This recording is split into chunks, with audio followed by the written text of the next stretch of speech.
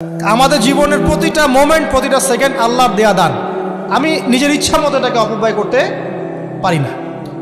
হ্যাঁ, আপনি মিউজিক শুনতে চান, আপনি সং পছন্দ করেন, আপনি নাশিদ শোনেন, ইসলামিক নাশিদ শোনেন, ওখানে আপনার ইমান একটু দীপ্ত হবে, পরকালীন স্বার্থ আছে। আপনি নিজের যৌন চাহিদাকে দমন করতে পারছেন না, হালালভাবে বিয়ে করে নেন।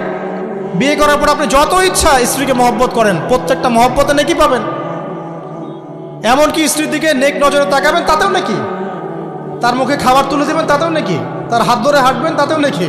তাকে নিয়ে রাতে চাঁদ দেখবেন, তাতেও নাকি। আপনি আপনার নিয়তটাকে চেঞ্জ করেন, কাজের ডাইরেকশন চেঞ্জ করেন। পরকালের স্বার্থ থাকলে করবো, না হলে করবো না। আপনি পছন্দ করেন ঘুরে বেড়াতে, আল্লাহর দিনের দায়ী হয়ে ঘুরে বেড়ান না, সমস্যা কি? আল্লাহর জমিন ঘুরে দেখেন, এইসব অবান্তর কাজে লিপ্ত না থেকে আল্লাহ পাকের নিদর্শনগুলো ঘুরে দেখেন, আপনার ইমান বাড়বে ইনশাআল্লাহ। আপনার সংস্কৃতি ভালো লাগে, ইসলামিক সংস্কৃতি মেনে চলেন। আপনি কবিতা লিখতে ভালোবাসেন, ইসলামিক কোনো কবিতা লেখেন। আপনি উপন্যাস পড়তে ভালোবাসেন, ইসলামিক কোনো উপন্যাস পড়েন। আমি বলছি না এগুলোর বাইরে কোনো পড়াশোনা করা যাবে না, এমনটা আমি কিন্তু বলছি না। আমি বলছি আপনি আপনার পুরো কাজটাকে আগে ফিক্স করবেন, পরকালের কোনো স্বার্থ আছে কি নাই। যদি হ্যাঁ দেখা যায় হ্যাঁ পরকালের স্বার্থ ঠিক আছে, অবশ্যই করেন, কোনো সমস্যা নেই। আল্লাহ পাক বোঝার তৌফিক দান করুন। আরও অপশন আছে। কি অপশন? ওই যে আসহাবুল কাহফ কি করেছিল, একটা ফিতনাময় পরিবেশ থেকে নিজেরা আস্তে করে সরে গিয়েছে। যখন আপনি পরিবেশকে পরিবর্তন করতে আর পারছেন না, দাওয়াত দিয়েও কোনো কাজ হচ্ছে না, মানুষ কথাও শুনছে না, জুলুম নির্যাতন বাড়তেই আছে, টিকে থাকা মুশকিল, তখন তাদের হিসেবের দায়িত্ব আল্লাহর উপর ছেড়ে দেন, আপনি ওখান থেকে ডিসকানেক্টেড হয়ে যান। এটা একটা অপশন। এই অপশন বেছে নিয়েছিল ইব্রাহিম আলাইহিস সালাম। তার বাবাকে বুঝিয়েছেন, কাজ হয়নি, চলে গেছেন। এই অপশন বেছে নিয়েছিল আসহাবুল কাহফ। সবাইকে বোঝাচ্ছে কাজ হচ্ছে না, তার রাস্তায় করে চলে গিয়ে গুহার মধ্যে রাত কাটানো শুরু করেছে।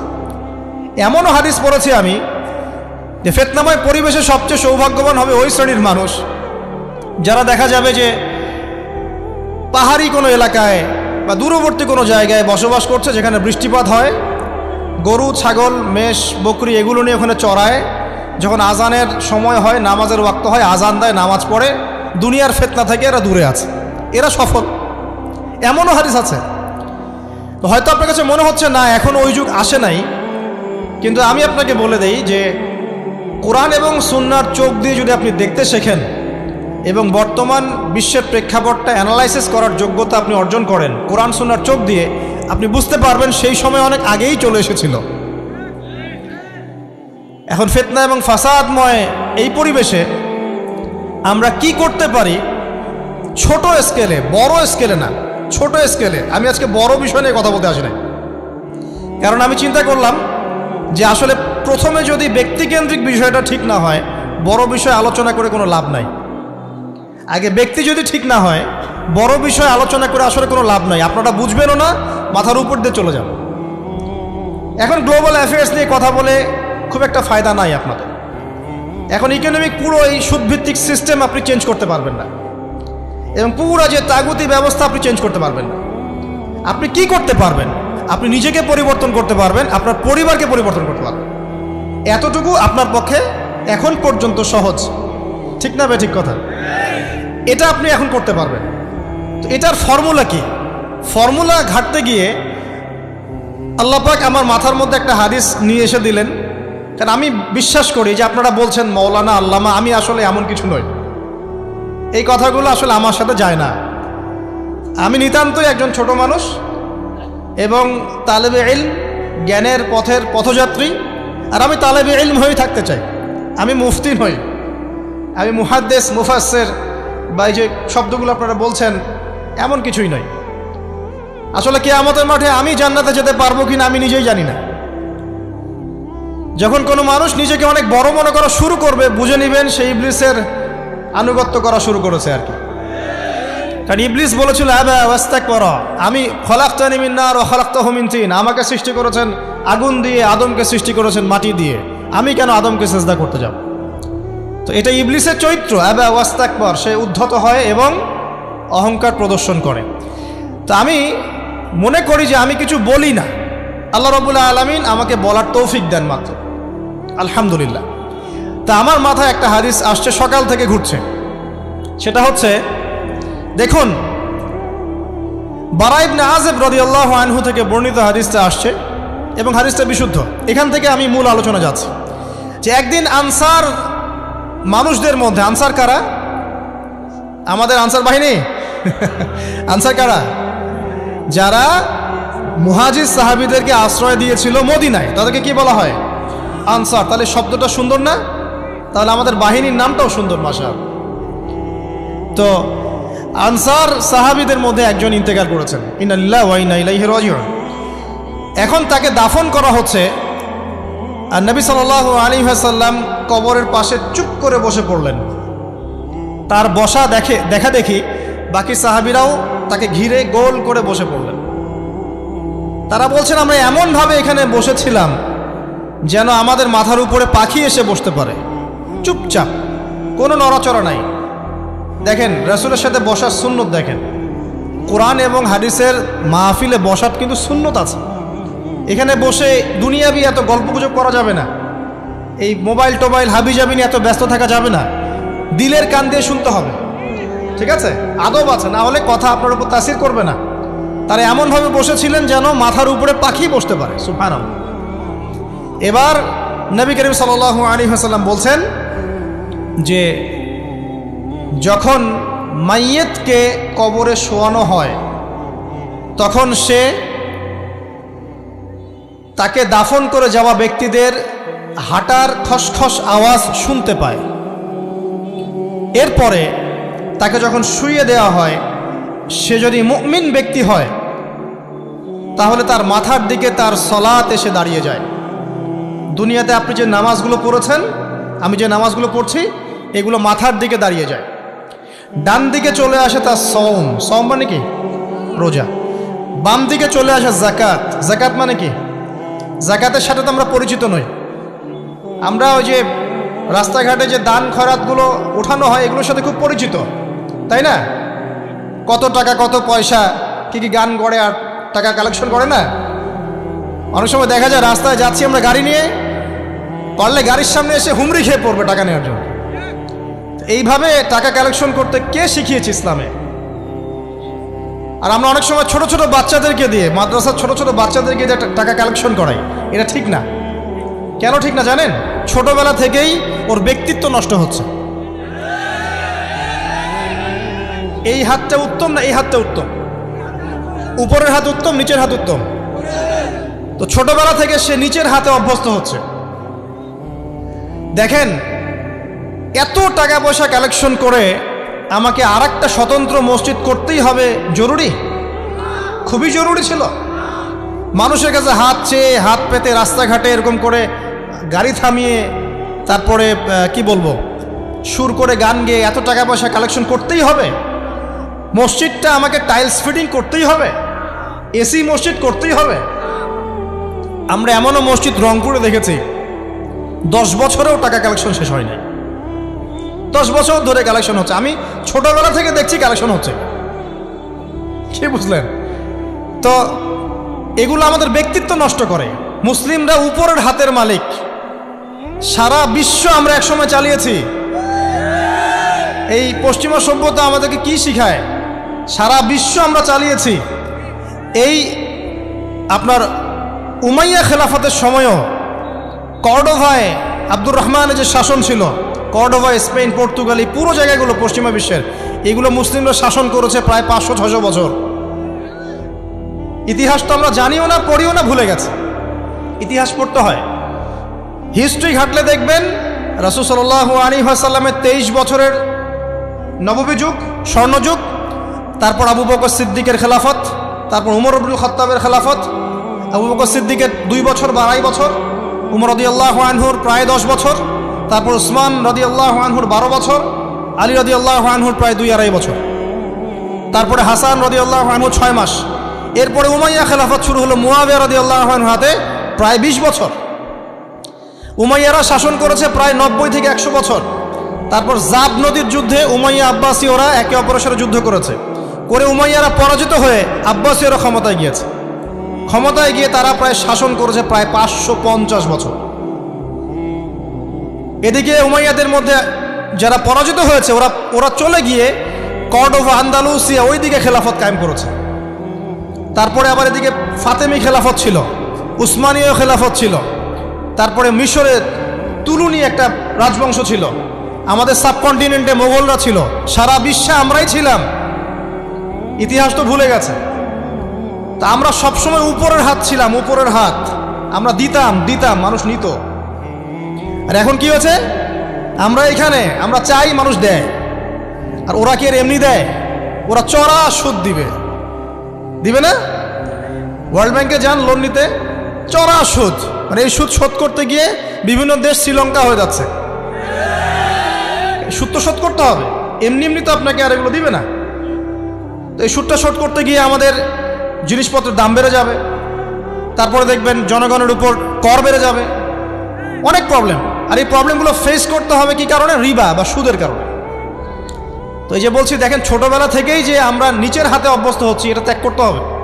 ব্যক্তিত্বের পরিচয় দেন। এত টাকা পয়সা চেয়ে প্রতিষ্ঠান করার দরকার নাই। আমার জমি আছে 1 বিঘা, আমি প্রতিষ্ঠান করবো ইনশাআল্লাহ।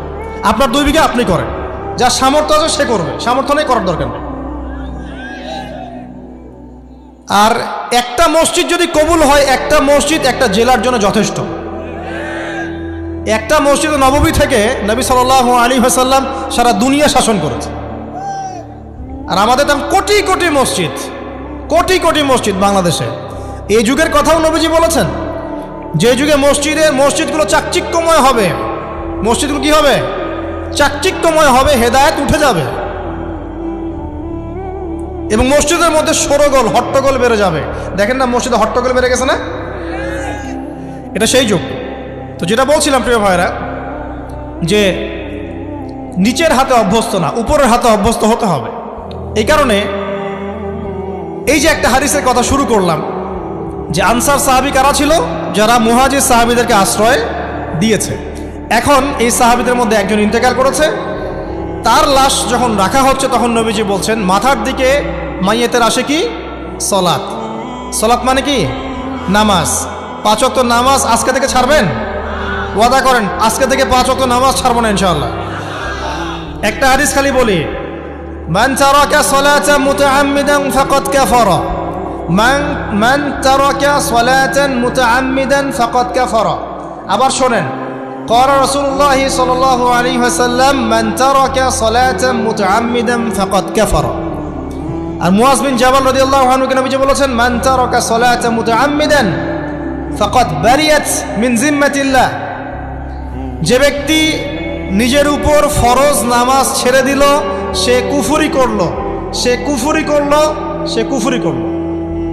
মুয়াজ বিন জাবালকে নবী সাল্লাল্লাহু আলাইহি ওয়াসাল্লাম বলছেন, যে ব্যক্তি ফরজ নামাজ ইচ্ছা করে ছেড়ে দিল, সে ব্যক্তি আল্লাহর জিম্মা থেকে মুক্ত হয়ে গেল। নামাজ ছাড়বেন প্রিয় ভাই, জামাতের সাথে ইনশাআল্লাহ। আল্লাহ আমাকে তৌফিক দেখ, আপনাদের সবাইকে তৌফিক দান করুন, আমিন। জামাত যদি না পান, একা পড়ে নেবেন, ঠিক আছে? যদি ঘুমিয়ে থাকেন, ঘুম থেকে উঠে পড়বেন। ভুলে গেছেন, যখন মনে হবে তখন পড়বেন। অজু করার পানি নাই, কি করবেন? তায়াম্মুম করবেন। তায়াম্মুমেরও কিছু নাই, আপনার কোনো কাপড়ই নাই, সতর ঢাকার কোনো কাপড়ই নাই, কি করবেন?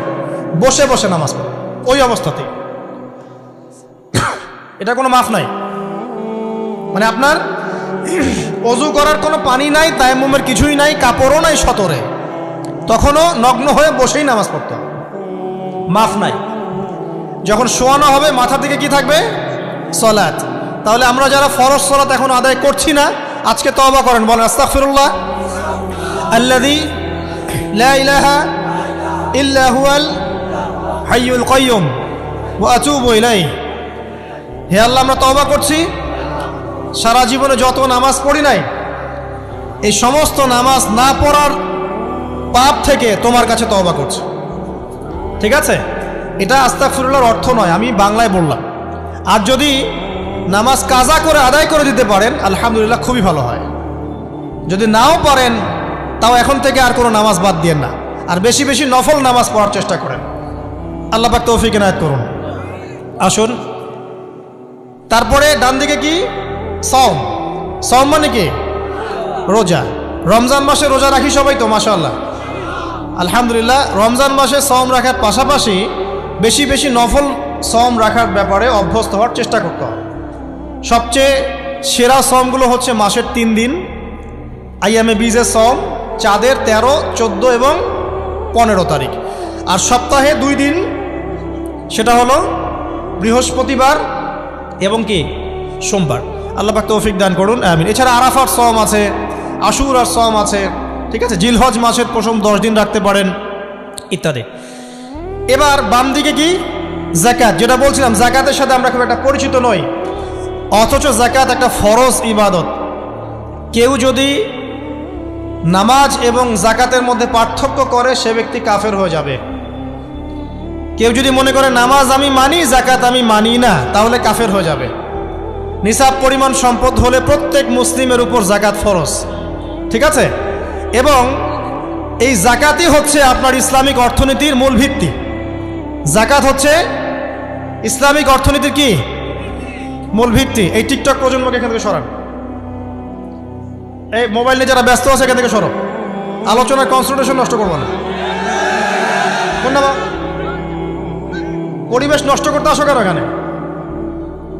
দিনের কথা শুনতে যদি আসতে পারো তাহলে আসবো, আদারওয়াইজ আসার দরকার নাই। এখানে কথা হচ্ছে আল্লাহ এবং রসুলের, তুমি কথা বলতেছো পাশে, আল্লাহ এবং তার রসুলের কথা হচ্ছে, এখানে তুমি কথা বলো কোন সাহসে? সূরা হুজুরাতে আল্লাহ রসুল সাল্লাল্লাহু আলাইহি ওয়াসাল্লাম, সূরা হুজুরাতে আল্লাহ পাক বলেছেন যে রাসূলের কথার উপরে কেউ যদি জোরে কথা বলে তার আমলনামা নষ্ট হয়ে যাবে। রাসূল কথা বলছেন, তার উপরে যদি জোরে কেউ কথা বলে আমলনামা নষ্ট হয়ে যাবে। আর এই মাহফিলগুলোতে আল্লাহ এবং তার রাসূলের কথা হয় না, এখানে কি যা ইচ্ছা তাই কথা বলা যাবে?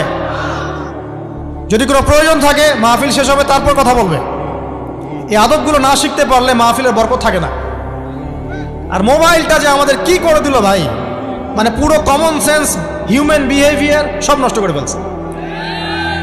বসে আছেন চুপচাপ, মানে এমন হয় ফোনটা বের করছে, এমন অস্ত্র বের করছে, ফোন বের করে খাটাস করে মুখের সামনে ফোনটা। অনুমতিরও প্রয়োজন নাই যে ভাই একটা ছবি কি নিব, পারমিশনেরও দরকার। মানে ম্যানার্স কমন সেন্স নষ্ট করে ফেলছে। আগে মুসলিমদের সাথে 2টা জিনিস থাকতো। যখন মুসলিমরা সারা বিশ্বকে নেতৃত্ব দিয়েছে তখন ডান দিকে একটা বড় তরোয়াল থাকতো আর বাম দিকে একটা ছোট খঞ্জর থাকতো, জানেন? এই মোগল আমলেও দেখবেন, নবাব সিরাজউদ্দৌলাদের আমলেও দেখবেন, ডান পাশে একটা বড় সোর্ড থাকতো আর বাম পাশে থাকতো একটা ছোট খঞ্জর। ওই 2টা জায়গায় এখন স্থান নিয়েছে। ডান পকেটে একটা বড় স্মার্টফোন আর বাম পকেটে ছোট একটা আবার কথা বলা ফোন। মানসিকভাবে আমরা সুস্থ নই এখন। আল্লাহ পাক আমাদেরকে বোঝার তৌফিক দেখ। কথাগুলো আঘাত করার জন্য বলছি না, আমি কথাগুলো বলছি এই কারণে যে আমাদের এই যুব সমাজকে নিয়ে আমাদের অনেক আশা। যুবকরা ইসলাম শিখবে, এলেম শিখবে, আমল করবে, ইনশাআল্লাহ আগামী দিনে এই জাতিকে নেতৃত্ব দিবে। তো এই সময় থেকে যদি ওদেরকে ট্রেন্ড আপ করা না যায়, তাদের ম্যানার্স, বিহেভিয়ার, হিউম্যান বিহেভিয়ারগুলো ডেভেলপ করা না যায়, তাহলে আগামী দিনে কি এরা জাতিকে নেতৃত্ব দিতে পারবে? তো যে কথা বলছিলাম প্রিয় ভাইরা, দেখুন যাকাত ইসলামিক অর্থনীতির মূল ভিত্তি। কিভাবে জানেন? ব্যবসা এবং যাকাত এটা কি করে? এটা একটা মার্কেটের মধ্যে সম্পদ ঘুরতে থাকে। আমি বুঝাচ্ছি আপনাকে। মনে করেন আপনি ব্যবসা করছেন এবং যাকাত দিচ্ছেন। যাকাত কারা দিবে? যারা যাকাতের নিসাব পরিমাণ সম্পত্তি রাখে, মানে কিছুটা ধনী তারা। তো তারা ব্যবসা করছে, মাশাআল্লাহ। ব্যবসা যখন করে, ব্যবসায় কি থাকে? লাভ থাকে, লস থাকে, লাভ থাকে, লস থাকে। লাভও হতে পারে আপনার, লসও হতে পারে। আর সুদে কি? শুধু লাভ, লস আছে, লস নাই। পার্থক্য বোঝেন। এখন ব্যবসা যখন আপনি করবেন, এই টাকা বা মূল যে ক্যাপিটাল যেটা বলে অর্থনীতির ভাষায়, এটা মার্কেটের মধ্যে সার্কুলেট করতে থাকবে। আজকে আপনি ধনী, লাভ করেছেন, কালকে লস করবেন, এই ধন আরেকজনের হাতে চলে যাবে। সে আবার ব্যবসা করছে, সে লাভ করলে সম্পদ তার হাতে থাকলো, লস করলে আরেকজনের হাতে। মানে এই মানিটা, ক্যাপিটাল যেটা, এটা মার্কেটের মধ্যে ঘুরতে থাকে। আজকে কেউ ধনী, কালকে কেউ ধনী, আজকে কেউ ফকির, কালকে কেউ ধনী, এভাবে। এখানে আল্লাহ পাক যাকে ইচ্ছা হয় ধন দেন, যাকে ইচ্ছা হয় দরিদ্র করেন। এটা আল্লাহ পাক নিয়ন্ত্রণ করেন। আবার এর মধ্যে যারা ধনী হবে তারা আবার যাকাত দিবে। কাকে যাকাত দিবে? যে গরিব তাকে। এই কারণে অর্থনৈতিক সাম্য থাকবে এবং টাকা, ক্যাপিটাল মার্কেটে সার্কুলেট করতে থাকবে। এটা হচ্ছে ইসলামিক ইকোনমিক্স। বোঝাতে পারছি না মনে হয়? আর রিবায় কি হবে? রিবায় কোনো লসের চান্স নাই। মানে এখানে ধনী আরও ধনী হতে থাকবে, গরিব আরও গরিব হতে থাকবে, প্লাস জাকাতও দিবে না। তখন সমাজের একটা অংশ অনেক ধনী হবে, আর একটা অংশ একদম মাটিতে পড়ে যাবে, কোনো ব্যালেন্স হবে না। এই কারণে বিশ্বের একটা অংশ, ওই বিশ্বের একটা বড় অংশ যারা সুদখোর, যেখান থেকে সুদ এসেছে, ওইটা আস্তে আস্তে ধনী হয়ে গেছে, এবং বিশ্বের বহু কান্ট্রি আস্তে আস্তে দারিদ্র্য সীমার নিচে চলে আসছে। এটা শুধু ব্যক্তির ক্ষেত্রেই নয়, এটা সমাজের ক্ষেত্রেই নয়, পুরো বিশ্বেটা হচ্ছে। তো এই হলো রিবা এবং ব্যবসা ভিত্তিক, জাকাত ভিত্তিক ইকোনমিক সিস্টেমের পার্থক্য, বেসিক ডিফারেন্স। রিবার মধ্যে আল্লাহ পাক তার হাত উঠিয়ে নেন, আল্লাহ পাক সেখানে আর ইন্টারফেয়ার করেন না। ঠিক আছে, সুদ খাচ্ছ, তুমি তোমার মতো চলো এখন। আর ব্যবসা ভিত্তিক ইকোনমিক্স চললে আল্লাহ পাক সেখানে কাউকে ধন দিবেন, কারো কাছ থেকে নেবেন। আপনার ধন নিয়ে আমাকে দিবেন, আমার ধন নিয়ে আপনাকে দিবেন। আর আমি যদি ধনী হই, আমি আবার জাকাত দিব, সেই জাকাতের টাকা আবার আপনার হাতে যাবে, কেউ না খেয়ে মরবেন। তো সামনে এই যে বলা হচ্ছে 2023 সাল, শুধু 23 সাল না, আমার অবজারভেশন 2026-27 পর্যন্ত একটা অর্থনৈতিক মন্দা চলতে পারে। বলবে কিছু কিছু লোক যে ভবিষ্যৎবাণী করতেছে, আবার এটা ভবিষ্যৎবাণী নয়। আপনি বর্তমান সম্পর্কে খবর রাখেন না বলেই বর্তমানকে আপনার ভবিষ্যৎ মনে হচ্ছে। আমাদের অনারেবল মিনিস্টার যারা আছেন ওদেরকে জিজ্ঞাসা করেন, তাদেরকে জিজ্ঞাসা করেন, তারাও বলছেন যে 2023 সাল থেকে 26 সাল খাদ্য মন্দার মধ্যে যাও। দেখেন নাই? তারা এই কথা বলছেন কারণ তারা বুঝতে পারছেন ওয়ার্ল্ডের অবস্থা ভালো না। এখানে একটা সলিউশন বলছে, ইচ্ছা হলে আপনি গ্রহণ করতে পারেন, ইচ্ছা হলে নাও করতে পারেন। আমার তো চাপিয়ে দেওয়ার কোনো ক্ষমতা নাই। ফাযাক্কির ইন্নামা আনতা মুযাক্কির, আপনি শুধু উপদেশদাতা। লাস্তা আলাইহিম বিমুসাইতির, আপনি কারো প্রতি দারোগা নন। কি উপদেশ? এই যে জাকাত, যেটা জাকাত, আমাদের জাকাত যেটা আসে, এটাকে একটু বড় পরিসরে কালেক্ট করার চেষ্টা করতে হবে। করে যদি আমরা সুষ্ঠু বন্টন করতে পারি গরিবদের মাঝখানে, ইনশাআল্লাহ কেউ খাদ্য অভাবে মারা যাবে না ইনশাআল্লাহ। আল্লাহ পাক আমাদেরকে বোঝার তৌফিক দান করুন। এর পাশাপাশি তারা যেটা বলেছেন, ইকোনমিক সেকশনের লিডার যারা আছে তারা যেটা বলছেন এটা ঠিক বলছেন। তারা বলছেন কৃষিভিত্তিক অর্থনীতির কথা বলছেন, এটার সাথে আমি 100% একমত। কারণ আল্লাহ পাকের কোরআন, এই কোরআনের মধ্যে বেশিরভাগ যে অর্থনীতির কথা এসেছে তা হচ্ছে কৃষিভিত্তিক অর্থনীতি। এটা কি জানেন? হয়তো জানেন না। কোরআনে যত ইকোনমিক সিস্টেমের কথা আসছে তার মধ্যে সবচেয়ে বেশি এসেছে কৃষিভিত্তিক অর্থনীতির কথা, তারপর ব্যবসা এবং জাকাত। অতএব তারা ঠিকই বলেছেন, দেশের যারা ইকোনমিক সেকশনে গবেষণা করছেন তারা ঠিক কথাই বলেছেন যে কৃষিভিত্তিক অর্থনীতি হচ্ছে আমাদের অর্থনৈতিক মন্দা দূর করার অন্যতম উপায়। ঠিক বলেছেন, আমি একমত। তো জাকাত, যেটা কথা বলছিলাম, বাম দিকে জাকাত আসবে, তো জাকাত আমরা দিব তো ইনশাল্লাহ ভাই। যাদের শোনেন, বাংলাদেশে এমন অনেক শিল্পপতি আছে যাদের একজনের জাকাতের টাকা দিয়ে একটা গ্রাম চলতে পারে। আর জাকাতের টাকা কিন্তু শুধু এক বছরে আসবে না, প্রতি বছরেই ঘুরে ঘুরে আসবে। মনে করেন যে আপনাদের এলাকার মধ্যে অনেক বিত্তশালী আছেন, আমি দোয়া করি মন থেকে আল্লাহ পাক বিত্তশালীদের অন্তরটাকে নরম করে দিক এবং ওসমান রাদিয়াল্লাহু আনহুর মতো দানশীল করে দিক। আমরা দোয়া করি, আমরা কারো খারাপ চাবো, সবার জন্য হেদায়েতের দোয়া করব। টাকা থাকতে তো সমস্যা নাই, কিন্তু টাকা থেকে যদি উসমান রাদিয়াল্লাহু আনহু হতে না পারলাম তাহলে সমস্যা। টাকা থাকতে কোনো সমস্যা নাই, ধন আপনাকে আল্লাহ দিতেই পারে। এই ধনটাকে উসমান গনি রাদিয়াল্লাহু আনহুর মতো আল্লাহর পথে বিতরণ করে দেন, ইনশাআল্লাহ আল্লাহ পাক আপনাকে জান্নাতুল ফেরদৌস দান করবেন। তো অনুরোধ থাকবে, দেখেন আপনারা যদি একটা এলাকার জাকাত কালেক্ট করতে পারেন, মনে করেন কথার কথা এখানে কিছু মেয়ে আছে যারা খারাপ পথে পা বাড়িয়েছে, আমার কথা বুঝতে পারছেন? আচ্ছা, এরকম পল্লী অনেক জায়গায় আছে না?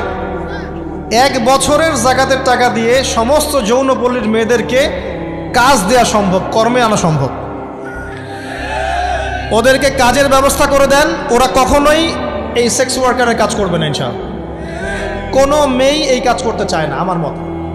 কোনো মেয়েই চায় না যে ইজ্জত বিক্রি করে খাবো, কোনো মেয়ে চাবে?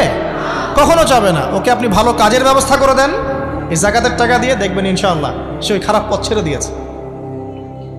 অনেক দেখবেন দরিদ্র মানুষ আছে যে পড়াশোনা করার কোনো সুযোগ নাই, টাকা পয়সা নাই, পড়াশোনা করতে চায় কিন্তু টাকা পয়সা নাই, দিনের জ্ঞান অর্জন করতে চায়, দেশকে কিছু দিতে চায়, টাকা নাই। তাকে আমরা হেল্প করতে পারি না? পারি। অনেক মানুষ আছে মাদক দ্রব্য বিক্রি করছে, তাকে বুঝান, দিনের হেদায়েত দেন যে ভাই আমি তোমাকে আরও ভালো চাকরি দিব, ভালো ব্যবসা দিব, তুমি ছাড়বা কিনা? বলবো আমি ছেড়ে দেবো ইনশাআল্লাহ। বুঝালে ছেড়ে দেবে ইনশাআল্লাহ। এই যে মেগা প্রজেক্ট যেটা কথা বলি আমরা, আত্ম উন্নয়নমূলক বলেন, যুব উন্নয়নমূলক বলেন, বা কান্ট্রির ডেভেলপমেন্টের কথা বলেন, এখানে জাকাত একটা বড় শক্তি হতে পারে। তবে এটাকে সুষ্ঠুভাবে কালেক্ট করতে হবে এবং জাকাতের যে 8টা খাত আছে এই খাতগুলোতে সুষ্ঠুভাবে বন্টন করতে হবে। অমুসলিমদেরকেও জাকাত দেওয়া যায়, জানেন? অমুসলিম যদি কেউ থাকে, দরিদ্র, তাকেও জাকাত দিয়ে সহযোগিতা করা যায়। আমরা সহযোগিতা করি না বলেই তো ওই যে পশ্চিম থেকে লোকজন এসে সহযোগিতা করে খ্রিস্টান বানাচ্ছে এখন সবাইকে। আরও বাড়বে দিন দিন, দেখেন। আমরা তো সহযোগিতা করছি না। আপনার পাশে আপনার প্রতিবেশী না খেয়ে মারা যাচ্ছে, আপনি যাচ্ছেন না। এখন তো অন্য কেউ এসে যদি সাপোর্ট করে, ও তো তার দলেই ভিড়বে তখন। স্বাভাবিক, এটাই হচ্ছে এখন। আল্লাহ বোঝার তৌফিক দান করুক আমাদের। বাম দিকে মাইয়াতের থাকবে কি ভাই? জাকাত। তারপরে পায়ের দিকে চলে আসবে তার আত্মীয়তার সম্পর্ক রক্ষার ইবাদত, তার এই যে অন্যান্য দান সদকা, তার নফল আমল, তার তাসবিহ তাহলিল, তার কোরআন তেলাওয়াত ইত্যাদি পায়ের দিকে চলে আসবে। এখানে একটা হাদিস এসেছে, সূরাতুল মুলক যে ব্যক্তি রাতের বেলা তেলাওয়াত করবে, কোন সূরা ভাই? তাবারাকাল্লাযী বিয়াদিহিল মুলক ওয়া হুয়া আলা কুল্লি শাইইন কাদির। এই সূরা যে ব্যক্তি রাতের বেলা করে তেলাওয়াত করবে, ইনশাআল্লাহ সূরা মুলকও কবরে তার সাথে থাকবে এবং কবর আযাব থেকে সূরা মুলক তাকে বাঁচাবে ইনশাআল্লাহ। আমি বুঝাচ্ছি যে কি অবস্থাটা হবে। এবার দুজন ফেরেশতা মাথার দিক থেকে আসবেন, আসতে চাইবেন, সালাত বলবে এখান দিয়ে আসা যাবে না, এদিক দিয়ে আসা যাবে না। ডান দিক দিয়ে আসতে চাইবেন, এদিক দিয়ে আসা যাবে না। বাম দিক দিয়ে আসতে চাইবেন, জাকাত বলবে এদিক দিয়ে আসা যাবে না। পায়ের দিক দিয়ে আসতে চাইবেন, আমলগুলো বলবে এদিক দিয়ে আসা যাবে না। তখন যাই হোক, তারা আসবেন। এটা তাদের, এটা কথা কি? এটা কথাটা হচ্ছে যে সলাতের গুরুত্ব, মানে সে সলাত আদায় করেছে, সে আমার হক আদায় করেছে, আমি তার পক্ষে আছি, এটা পক্ষে বোঝাচ্ছে। রোজা বলবে আমি ওর পক্ষে আছি, তাকে আপনি কোনো শাস্তি দিবেন না, আমি তার পক্ষে আছি। আপনারা দুজন তাকে শাস্তি দিবেন না, আমি জাকাত তার পক্ষে আছি, এটা পক্ষে থাকার কথা।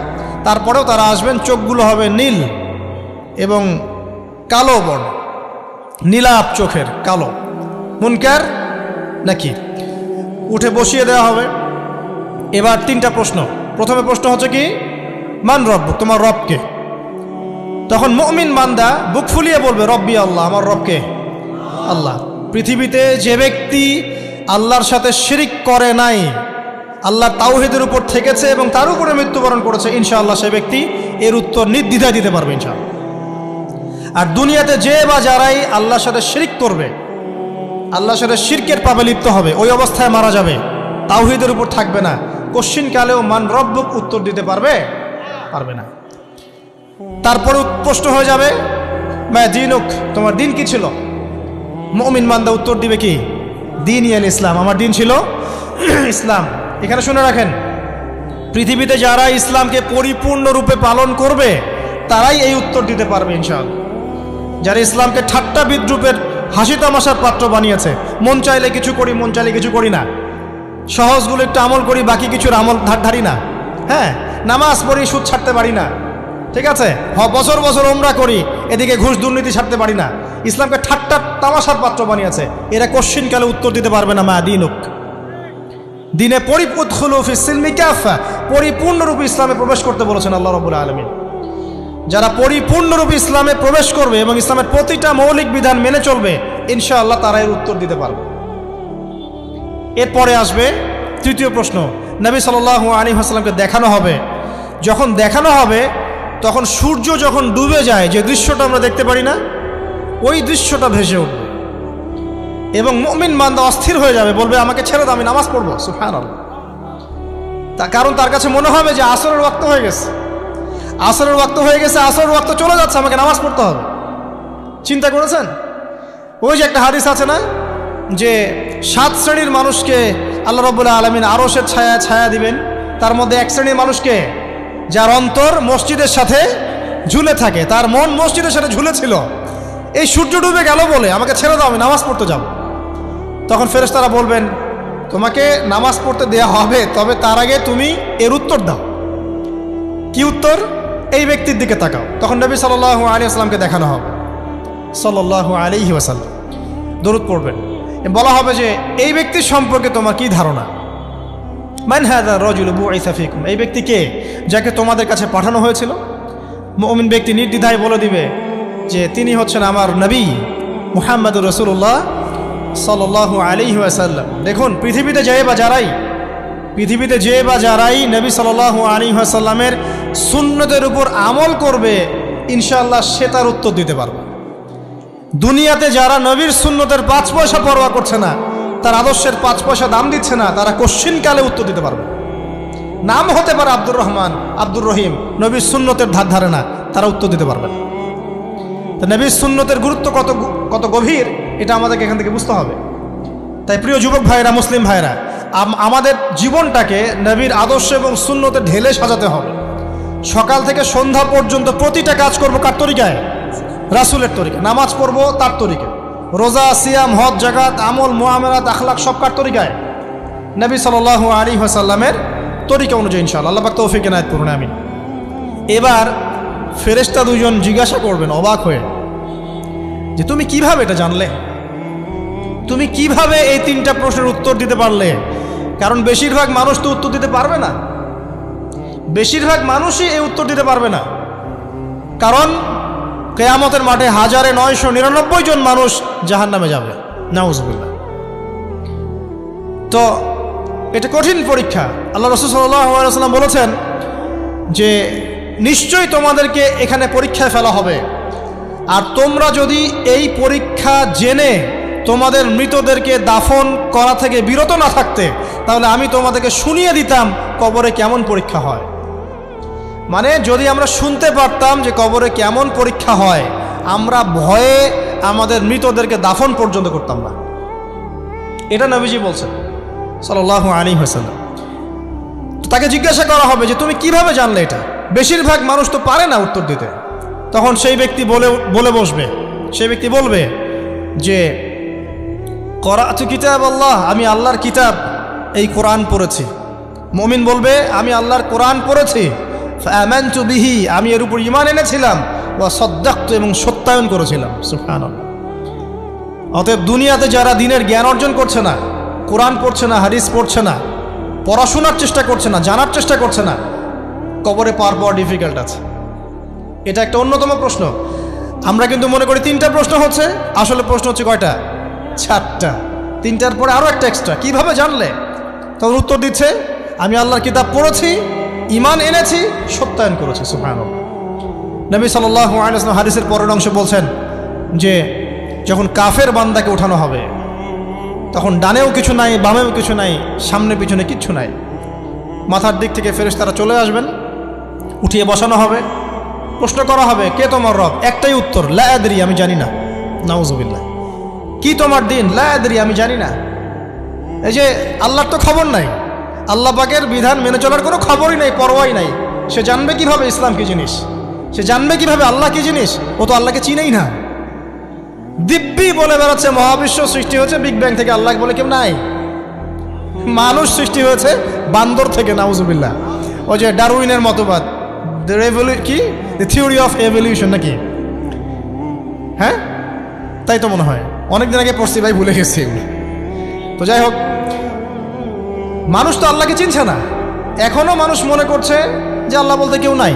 এবং এই মুক্ত চিন্তার নামে, বাক স্বাধীনতার নামে নাস্তিকতার যে চর্চাটা বেড়েছে বাংলায়, এটা আশঙ্কাজনক।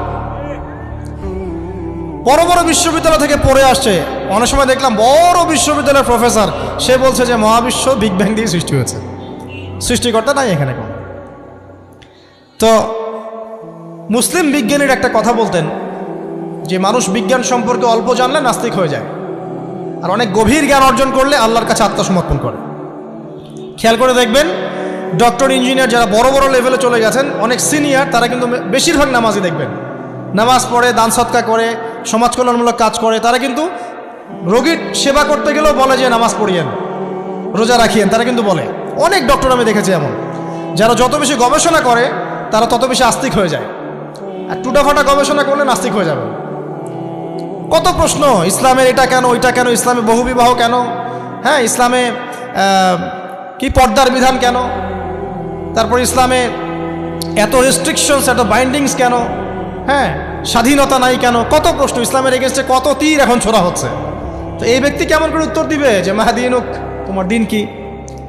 আল্লাহর দিকে কত প্রশ্ন ছোড়া হচ্ছে, কত শিরকের পাপ আমরা করছি। অনেক সময় মুসলিম হয়েও শিরকের পাপ করছে। কিভাবে উত্তর দিবে? মান রব্বুক। 3 নম্বর প্রশ্ন যখন করা হবে, এই ব্যক্তিকে দেখো দেখি, সে বলবে যে আমি জানি না এই ব্যক্তিকে, তবে শুনেছিলাম, মানুষের মুখে শুনেছিলাম, মানুষ যা বলতো আমি তাই বলতাম।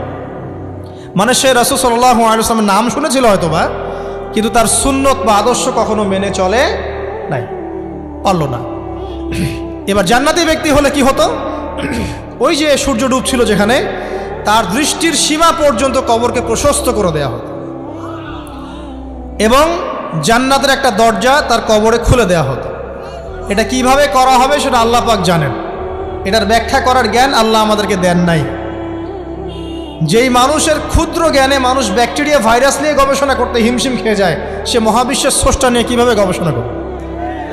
আল্লাহ পাকের অসীম জ্ঞানের সামনে আমার জ্ঞান কি? খুবই ক্ষুদ্র। একটা হাদিসে এসেছে বুখারী শরীফের মধ্যে, যে একটা মহাসমুদ্রের মধ্যে যদি একটা পাখি 1 ফোঁটা পানি উঠিয়ে নিয়ে যায়, ওই 1 ফোঁটা পানি হচ্ছে মহাবিশ্বের জ্ঞান, আর বাকি পুরো মহাসাগর হচ্ছে আল্লাহ পাকের জ্ঞান। তো আমরা এই ক্ষুদ্র জ্ঞানের মানুষ হয়ে আল্লাহর জ্ঞানকে কেমন করে পেনিট্রেট করতে পারি? তো আল্লাহ পাক জান্নাতের দরজাগুলো খুলে দিবেন, একটা দরজা খুলে দিবেন, সেখান থেকে বাতাস আসবে, সে জান্নাতের নাজ নেয়ামত উপভোগ করতে থাকবে এবং তার রূহটাকে সবুজ রঙের পাখির আকৃতিতে জান্নাতে রেখে দেওয়া হবে। ইল্লিন মানে ওখানে জান্নাতের নিয়ামত সে পাবে। এটাকে বলা হয় দারুল বারজাখ বা বারজাখের জীবন। জীবন অনেকগুলো, একটা ছিল রুহের জগৎ। রুহের জগতে আমরা সবাই ছিলাম। শোনেন, রুহের জগতে যার সাথে যার বন্ধুত্ব ভালোবাসা গভীর ছিল, দুনিয়াতে তার সাথে তার ভালোবাসা বেশি। এটা হয়তো জানেন না, জানতেন হাদিসটা?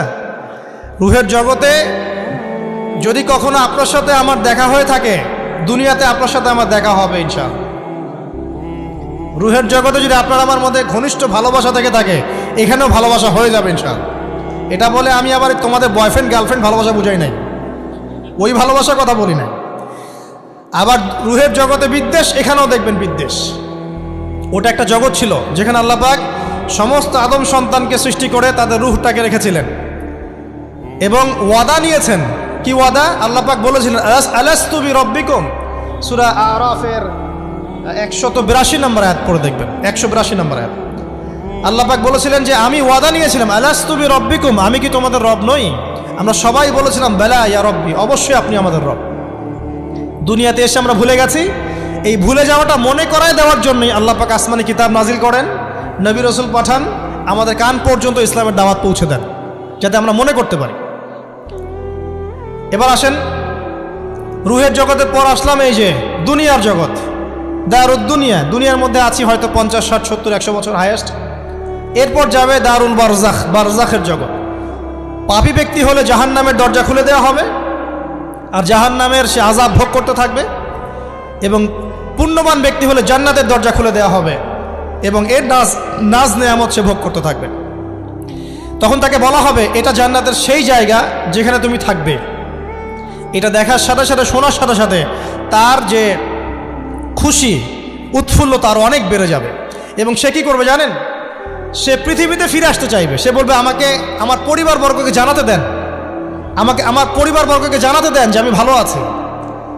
তখন ফেরেশতারা তাকে বলবেন যে এটা সম্ভব না, তোমার এবং তাদের মাঝে দারুল বারজাখ আছে, তুমি এটা ভেদ করে যেতে পারবে না।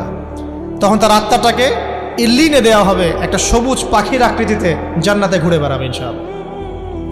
আর যদি জাহান্নামী হয় তাহলে যে বললাম দরজা খুলে যাবে, জাহান্নামের মর্মান্তিক আযাব তার দিকে আসতে থাকবে। কবর সংকুচিত হয়ে আসবে এমনভাবে যাতে তার বাম পাজর ডান পাজরের ভিতরে এইভাবে ঢুকে যাবে, নাউযুবিল্লাহ। এবং এই আযাব চলতে থাকবে ইলা ইয়াউমি ইউবআসুন, পুনরুত্থানের দিন পর্যন্ত। এখন এই যে হাদিসটা আপনারা শুনলেন, এই হাদিসটা ব্যক্তিকেন্দ্রিক নয় কি? এখানে 3টা বিষয় আপনাকে ফোকাস করতে হবে আমাদেরকে। 1, তাওহীদ, আল্লাহ পাকের তাওহীদ। 2, রিসালাত, রাসূলুল্লাহ সাল্লাল্লাহু আলাইহি ওয়াসাল্লামের রিসালাত, এবং আখিরাত, পরকাল। এই 3টা বিষয় খুব স্বল্প কথায় বলছে। দেখুন, তাওহীদ কি? আল্লাহ পাকের একত্ববাদ। এক আল্লাহকে আপনি সৃষ্টিকর্তা মানবেন, রিজিক দাতা মানবেন, পালনকর্তা মানবেন, সন্তান দাতা, ভালো মন্দের মালিক, সমস্ত কিছুর মালিক কে? আল্লাহ। আল্লাহ আমাকে বাঁচিয়ে রেখেছেন, আল্লাহ আমাকে মৃত্যু দিবেন, আল্লাহ আমাকে রিজিক দেন, আল্লাহ আমাকে সন্তান দিবেন, আল্লাহ আমার ভালোর মালিক, আল্লাহ মন্দের মালিক, আল্লাহ সমস্ত কিছুর মালিক। এই কনসেপ্ট পরিষ্কার থাকবে, লা ইলাহা ইল্লাল্লাহ পরিষ্কার থাকবে। সমস্ত বিষয় কার পক্ষ থেকে? আল্লাহর পক্ষ থেকে। এই তাওহীদ, সংক্ষিপ্ত কথায় বললাম তাওহীদ। এর মধ্যে 3টা ক্লাসিফিকেশন আছে, রুবুবিয়্যাত, উলুহিয়্যাত, আসমা ও সিফাত। এটা আপনারা কিতাবুত তাওহীদ বই থেকে পড়ে নিয়েন। সংক্ষেপে বলে দেই, রুবুবিয়্যাত আল্লাহ পাকের সমস্ত বিষয়গুলো তার দিকে সম্বন্ধ করা, সৃষ্টিকর্তা, পালনকর্তা, রিজিক দাতা সবকে আল্লাহ। উলুহিয়্যাত কি? দুনিয়াতে এসেছি আল্লাহ পাকেরই দাসত্ব করতে হবে, অন্য কারো দাসত্ব চলবে না, তাওহীদ উলুহিয়্যাত। আসমা ও সিফাত কি? আসমা সিফাত মানে হচ্ছে আল্লাহ পাকের নাম গুণাবলীগুলো আছে, আল্লাহ পাক রহমান, আল্লাহ পাক রহিম, আল্লাহ পাক রাজ্জাক, হ্যাঁ, আল্লাহ পাক গফুর, আল্লাহ পাক শদীদুল ইকাব, সমস্ত গুণাবলী কার? আল্লাহ। এই হলো আসমা ও সিফাত। আল্লাহ পাক যেমন, আল্লাহ পাক তেমন, আল্লাহ পাক নিজের মতো, কারোর সাথে তুলনীয় নন। হুয়াল্লাহু আহাদ, একক। আল্লাহুস সামাদ, তিনি অমুখাপেক্ষী। লাম ইয়ালিদ ওয়া লাম ইউলাদ, তিনি জন্ম দেননি, জন্মিতও নন। ওয়া লাম ইয়াকুল লাহু কুফুয়ান আহাদ, তার সমতুল্য আর কিছুই নাই। আল্লাহ থেকে সব কিছু হয়, এটাই হলো তাওহীদ। এখন এর অপোজিশন কি? শিরক। তাওহীদের বিরুদ্ধে গেলে কি হয়ে যাবে? শিরক। কেউ যদি মনে করে যে আল্লাহ ছাড়া কেউ আমাকে জীবন দিতে পারে, আল্লাহ ছাড়া কেউ আমাকে মারতে পারে, আল্লাহ ছাড়া কেউ আমাকে রিজিক দিতে পারে, অথবা আল্লাহ ছাড়া কেউ সন্তান দিতে পারে, আল্লাহ ছাড়া অন্য কারো কাছে কেউ যদি দোয়া করে, আল্লাহ ছাড়া অন্য কারো জন্য নজর মানত করে, আল্লাহ ছাড়া অন্য কারো নামে কসম খায়, আল্লাহর হালালকে হারাম করে দেয়, আল্লাহর হারামকে হালাল করে নেয়, ঠিক আছে? আল্লাহ থেকে শুভ অশুভ আসে না, শুভ আল্লাহর পক্ষ থেকে আসে, অশুভ শয়তানের পক্ষ থেকে আসে, এমনও যদি কেউ মনে করে, শুভ অশুভ দুটোই আল্লাহর পক্ষ থেকে আসে, কিন্তু কেউ যদি মনে করে না শুভগুলো আল্লাহর পক্ষ থেকে, অশুভগুলো শয়তানের পক্ষ থেকে, এমনও যদি মনে করে, শিরক হয়ে যাবে। মুসলিমরা চলাফেরায়, মুসলিমরা আল্লাহ ছাড়া অন্য কারো কাছে চাচ্ছে, মুসলিমরা অনেকে কবরে সেজদা করছে, মুসলিমরা অনেকেই মৃত মানুষের কাছে দোয়া করছে, হাতে বালা পরে আছেন, খোলেন না। কেন খোলেন না? ভয়ে যদি আপনার ক্ষতি হয়, শিরক। মুসলিমরা দেখবেন আগুনের সামনে মাথা নত করছে, মুসলিমরা এখন মেডিটেশন করে, ধ্যান করে, মুসলিমরা জিনকে তাবে করতেছে, অনেক সময় দেখা যায় মুসলিমরা জাদু করতেছে, জাদুবিদ্যা, কুফরি কালাম করছে না? করছে, সবই শিরক, সবই শিরক। মুসলিমরা দেখবেন আল্লাহর হালাল যেগুলো আছে এগুলোকে হারাম করে ফেলছে, আবার অনেক সময় আল্লাহর হারামগুলোকে হালাল করে নিচ্ছে। সুদ কি ভাই? এখানে ফরজ, হালাল করে নেওয়া হয়েছে। মদ কি? তোমাদের কাছে তো ওয়াজিব, না খাইলে ঘুম হয় না। তো এই যে আল্লাহর হারামগুলোকে কি করছি আমরা? হালাল করে ফেলি, এটাও শিরক, কুফরি একটা। তো এক কথায় তাওহীদের উপর যারা থাকবে, মান রব্বুক উত্তর দিতে পারবে ইনশাআল্লাহ। যারা শিরক করে ফেলবে ওই অবস্থায় মারা যাবে, মান রব্বুক উত্তর দিতে পারবে না। আমার কথা কি বোঝা যাচ্ছে? আমি সহজ করার চেষ্টা করছি, কিন্তু হয়তো পারছি না, এটা আমার ব্যর্থতা। এক কথায় যদি আমরা কবরের প্রথম প্রশ্নের উত্তর দিতে চাই, তাহলে আমাদেরকে অবশ্যই তাওহীদের উপর থাকতে হবে, শিরকে যাওয়া যাবে না। প্রিয় ভাইরা, শিরকের পাপ থেকে আজকে তওবা করে ফেলবেন। আল্লাহ জেনে না জেনে জীবনে যত শিরক করেছে আল্লাহ মাফ করে দাও, আমিন। এবং আগামী দিনগুলোতে শিরকের পাপে লিপ্ত হয় না। প্রিয় ভাইরা, যদি আপনার আমল নামায় আসমান জমিন সমানও পাপ থাকে, শিরকের পাপটুকু না থাকে, আল্লাহ পাক আপনার পুরো পাপ মাফ করতে পারবেন ইনশাআল্লাহ। আল্লাহ পাক বলেছেন, মেরাজের রাতে নবী সাল্লাল্লাহু আলাইহি ওয়াসাল্লামকে আরশে আজিমের কাছে উঠিয়ে নিয়ে আল্লাহ পাক 3টা ওহী করেছেন। কয়টা ওহী? একটা ছিল 5 ওয়াক্ত নামাজ, ঠিক আছে? 2 নাম্বার হচ্ছে সূরা বাকারার শেষের 3টা আয়াত। 3 নাম্বার একটা ওয়াদা, একটা প্রতিশ্রুতি। সেটা কি? হে মুহাম্মদ সাল্লাল্লাহু আলাইহি ওয়াসাল্লাম, তোমার উম্মতের মধ্যে কেউ যদি আসমান জমিন সমান পাপ নিয়ে আমার সামনে হাজির হয়, কিন্তু আমার সাথে কাউকে শরিক না করে, শিরক না করে, তাহলে আমি আল্লাহ তার সামনে আসমান জমিন সমান ক্ষমা নিয়ে হাজির হব, মানে মাফ করে দেওয়া হবে ইনশাআল্লাহ। অতএব শিরকের পাপে যায় না, ইনশাআল্লাহ জান্নাতে যাওয়া যাবে। যে ব্যক্তি মন থেকে একবার লা ইলাহা ইল্লাল্লাহ পড়েছে, সমস্ত বিষয় আল্লাহর দিকে সুপর্দ করে, তার অন্যান্য অনেক পাপ থাকতে পারে, আল্লাহ পাক চাইলে সব পাপ মাফ করতে পারে। অতএব মান রব্বুক উত্তর দিতে চাইলে শিরকের পাপে যাওয়া যাবে? যাবে না। আধুনিক শিরকের মধ্যে সবচেয়ে ভয়ঙ্করটা হচ্ছে এটা, যে আমরা আল্লাহর হালালকে হারাম করে নিচ্ছি, হারামকে আবার হালাল করে ফেলছি। এখানে যায় না। সব কিছু আল্লাহ থেকে আসে। দোয়া আল্লাহর জন্য করবেন, নামাজ আল্লাহর জন্যে, সব কিছু ইবাদত আল্লাহর জন্য, দিনই ইলম অর্জন আল্লাহর জন্য। প্রতিটা কাজের করার আগে নিয়াত ফিক্স করবেন, কেন করব? পরকালীন স্বার্থ থাকলে করব, না হলে করব না। কেন তুমি টিকটকে যাবা না? কারণ পরকালীন কোনো স্বার্থ নাই। কেন তুমি ফ্রি মিক্সিং অ্যাফেয়ার্সে যাবা না? কারণ পরকালীন কোনো স্বার্থ নাই। কেন মদ খাবা না? পরকালীন কোনো স্বার্থ নাই। কেন মিউজিকে যাচ্ছ না? কারণ পরকালীন কোনো স্বার্থ নাই। কেন তুমি এই যে সুদ খাবা না? কারণ পরকালীন কোনো স্বার্থ নাই। যে কাজে পরকালীন কোনো স্বার্থ নাই, সে কাজে কোনো মুমিন মুসলিম নাই। কেন নামাজ পড়বো? কারণ পরকালীন স্বার্থ আছে। কেন রোজা রাখবো? পরকালীন স্বার্থ আছে। কেন আমি হালাল বিয়ে করব, হারাম জেনায় যাব না? পরকালের স্বার্থ আছে। কেন আমি জাকাত দিব, ব্যবসা করব, সুদ খাবো না? কারণ পরকালের স্বার্থ আছে। কেন ইসলামের দাওয়াত দিব? পরকালের স্বার্থ আছে। কেন হাদিস প্রচার করব? কারণ পরকালের স্বার্থ আছে। ইসলামের জন্য সবর করব কেন? পরকালের স্বার্থ আছে। পরকালের স্বার্থ যেখানে, মুসলিম সেখানে। পরকালীন স্বার্থ নাই, আমরা নাই। প্রত্যেকটা কাজ করার আগে নিয়াতটা ফিক্স করতে হবে, পরকালের কোনো স্বার্থ আছে? যদি বলে হ্যাঁ আছে, তাহলে করব। স্বার্থ নাই, আমি নাই। কোনো ফুজুল কি বাত বা ফাহেসা কোনো কাজ, এসব কাজে আমরা নাই, বিকজ এগুলোতে কোনো পরকালীন স্বার্থ নাই। ব্যাস, আমাদের জীবনের প্রতিটা মোমেন্ট, প্রতিটা সেকেন্ড আল্লাহর দেয়া দান। আমি নিজের ইচ্ছার মতো এটাকে অপব্যয় করতে পারি না। হ্যাঁ, আপনি মিউজিক শুনতে চান, আপনি সং পছন্দ করেন, আপনি নাশিদ শোনেন, ইসলামিক নাশিদ শোনেন, ওখানে আপনার ইমান একটু দীপ্ত হবে, পরকালীন স্বার্থ আছে। আপনি নিজের যৌন চাহিদাকে দমন করতে পারছেন না, হালালভাবে বিয়ে করে নেন। বিয়ে করার পর আপনি যত ইচ্ছা স্ত্রীকে মহব্বত করেন, প্রত্যেকটা মহব্বতে নেকি পাবেন। এমনকি স্ত্রীর দিকে নেক নজরে তাকাবেন, তাতেও নাকি। তার মুখে খাবার তুলে দেবেন, তাতেও নাকি। তার হাত ধরে হাঁটবেন, তাতেও নাকি। তাকে নিয়ে রাত্রে চাঁদ দেখবেন, তাতেও নাকি। আপনি আপনার নিয়তটাকে চেঞ্জ করেন, কাজের ডাইরেকশন চেঞ্জ করেন। পরকালের স্বার্থ থাকলে করবো, না হলে করবো না। আপনি পছন্দ করেন ঘুরে বেড়াতে, আল্লাহর দিনের দায়ী হয়ে ঘুরে বেড়ান না, সমস্যা কি? আল্লাহর জমিন ঘুরে দেখেন, এইসব অবান্তর কাজে লিপ্ত না থেকে আল্লাহ পাকের নিদর্শনগুলো ঘুরে দেখেন, আপনার ইমান বাড়বে ইনশাআল্লাহ। আপনার সংস্কৃতি ভালো লাগে, ইসলামিক সংস্কৃতি মেনে চলেন।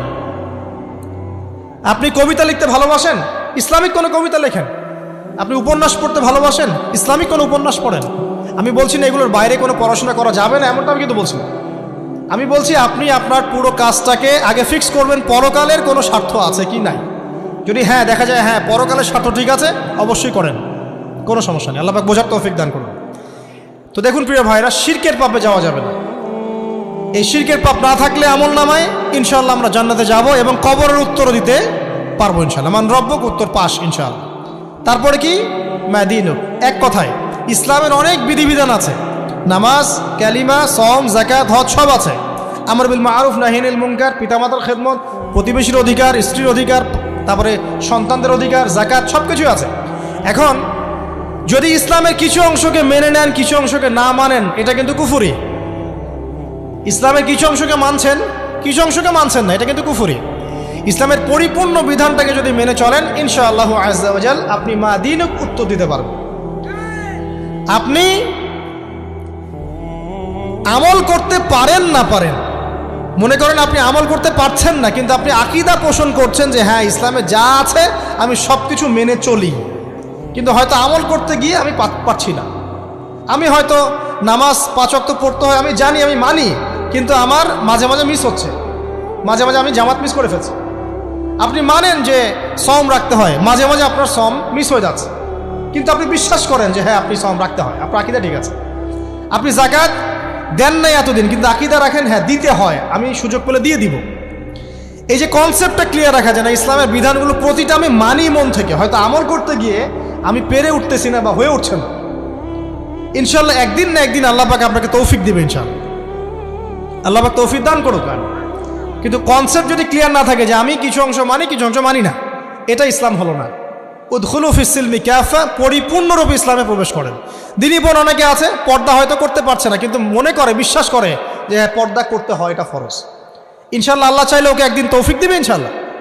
হয়তো এখন মুখ খোলা আছে, হয়তো বা আগে গেঞ্জি টি শার্ট পরে ঘুরতো, এখন সেলোয়ার কামিজ পরছে, ঢিলে ঢালা জামা পরছে, এখনো বোরখা পরছে না।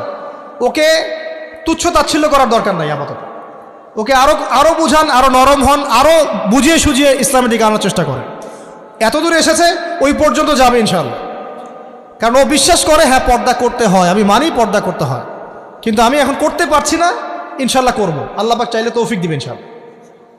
তো এই যে বিষয়টা যে ইসলামকে মনে আগে ধারণ করা যে না আমি মানি ইসলামের প্রত্যেকটা বিধান ঠিক আছে। চুরি করলে চোরের হাত কাটতে হয়, ইসলাম বলেছে।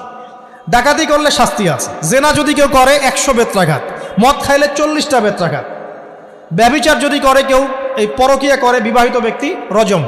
এগুলো কেসাস, একজন হত্যা করলে তাকেও কেসাস করতে হয়।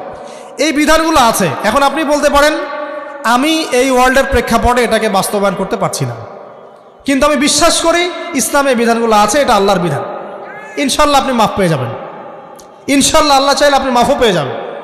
কিন্তু যদি মনে করেন না এই যুগের এগুলো চলেই না, আমি আল্লাহ পাকের এসব বিধান কিচ্ছু মানি না, আমি যে বিধান বুঝি এটাই চূড়ান্ত, তাহলে খবর আছে, তাহলে মা দিনকে উত্তর দিতে পারবেন না। তো বুঝেন, বিষয়টা বোঝেন, আকীদাটা ক্লিয়ার করেন যে না আমি পারতেছি না, এটা একটা বিষয়, কিন্তু আমি বিশ্বাস করি ইসলামের এগুলো অংশ, হয়তো আমি এখন পারছি না, ইনশাল্লাহ ভবিষ্যতে পারব। আল্লাহ চাইলে আপনাকে তৌফিক দেবে ইনশাআল্লাহ। আমরা দোয়া করি আল্লাহ পাক আমাদেরকে পরিপূর্ণরূপে ইসলামে প্রবেশ করার তৌফিক দান করুন। আর সর্বশেষ কি, এটা যদি করতে পারে মা দিনকে উত্তর দিতে পারবে। মান নবীকে উত্তর কখন দিতে পারবে? যখন একজন ব্যক্তি সারা জীবন নবী সাল্লাল্লাহু আলাইহি ওয়াসাল্লামের সুন্নতের উপর আমল করতে পারে। এই যে ঘুম থেকে উঠলেন, ব্যাস ব্রাশটা নিয়ে দৌড়ে চলে গেলেন বাথরুমে, কি জন্য? ঘুম থেকে উঠলেন, আগে চোখটা একটু ঘষতে হবে, মুখে হাত দিতে হবে, তারপরে আপনি দোয়া পড়বেন। কি দোয়া পড়বেন? আলহামদুলিল্লাহিল্লাযী আহইয়ানা বা'দা মা আমাতানা ওয়া ইলাইহিন নুশুর। তারপরে আপনি যাবেন বাথরুমে। দোয়াটা না পড়ে কেন গেলেন? ঘুমাচ্ছেন, ঘুমানোর আগে আপনি অবশ্যই বলবেন। ঘুমানোর আগে একদম একটা গান শুনে, একটা গার্লফ্রেন্ডের সাথে 10টা মিনিট কথা বলে হ্যাঁ জান রাখি, ব্যাস, তারপরে ঘুমিয়ে গেলেন। ঘুমটা আপনার জন্য ইবাদত হলো না? হারামে লিপ্ত হতেন না? আল্লাহুম্মা বিইসমিকা আমুতু ওয়া আহইয়া পড়তেন, সূরা মুলক পড়তেন, সূরা কাফিরুন পড়তেন, সূরা ফালাক নাস ইখলাস পড়তেন, ঘুমিয়ে যেতেন। পুরো ঘুমটাই ইবাদত, পুরো ঘুমটাই নাকি? ঘুমিয়ে আছেন নাকি পাচ্ছেন? আপনি ইচ্ছাকৃতভাবে আপনার আমলটা নষ্ট করলেন। ইস্তেঞ্জা করতে গেছেন, ইস্তেঞ্জা করতে গিয়ে গান শুরু করে দিল বাথরুমে। বাথরুম সিঙ্গার আছে না কিছু? বাথরুমে গান গাওয়ার জায়গা নাকি? তো ওখানে গান শুরু করবেন। বাথরুমে গান গাবেন কেন? আপনি ঢোকার সময় বলবেন কি বিসমিল্লাহ আল্লাহুম্মা ইন্নী আউযু বিকা মিনাল খুবসি ওয়াল খাবাইস। এরপর ইস্তেঞ্জা করবেন, তারপরে আপনি গুফরানাকা বলে বের হয়ে আসবেন। পুরো ইস্তেঞ্জার সময়টুকু নাকি? নামাজ পড়তে দাঁড়িয়েছেন, এখানে রিয়া কোনো লৌকিকতা থাকবে না, লোকজন আমাকে দেখছে আমি ভালো করে নামাজ পড়ি, এমন থাকবে না। নামাজে দাঁড়িয়েছেন আল্লাহর জন্য খালেস। এখন আল্লাহ আপনার মাঝখানে আর কেউ নাই, আল্লাহ আপনার মাঝখানে আর কেউ নাই। এমনকি যা ইচ্ছা তাই নামাজ পড়বেন। একদল বের হয়েছে, এখন দেখি 2 ওয়াক্ত নামাজ পড়ে।